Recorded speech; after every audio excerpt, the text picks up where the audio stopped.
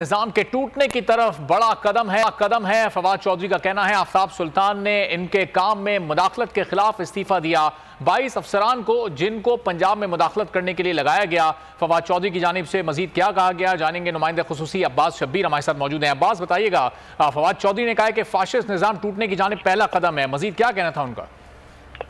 अरबाब, फवाद चौधरी और तहरीक इंसाफ का हम इसको मौकफ समझते हैं कि एक बड़ा मौकफ आया है चेयरमैन नैब आफ्ताब सुल्तान के मुस्ताफी होने के बाद, जिसमें तहरीक इंसाफ ने चेयरमैन नैब के इस्तीफे का खैर मकदम किया है।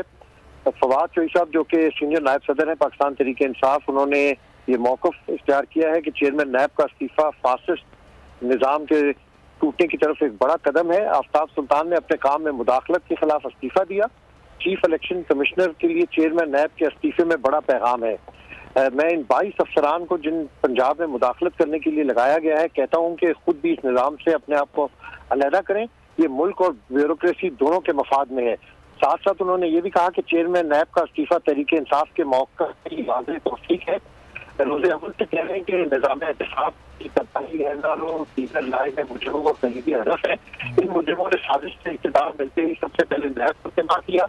अब अपने 11 स्मारक की चोरी बचाने के लिए उन्होंने नैब कानून में नैब शर्मनाक तरमीम की। फवाद चौधरी ने कहा है कि राज इंशाल्लाह जल्द पंजाब को पहुंचेगा। रियासत और आवाम को आगे बढ़ना है। लाजिम है कि रियासती इदारे मुजरिमों के इशारों पर चलने की बजाय आइन और कानून से बालादस्ती की राह इख्तियार करें।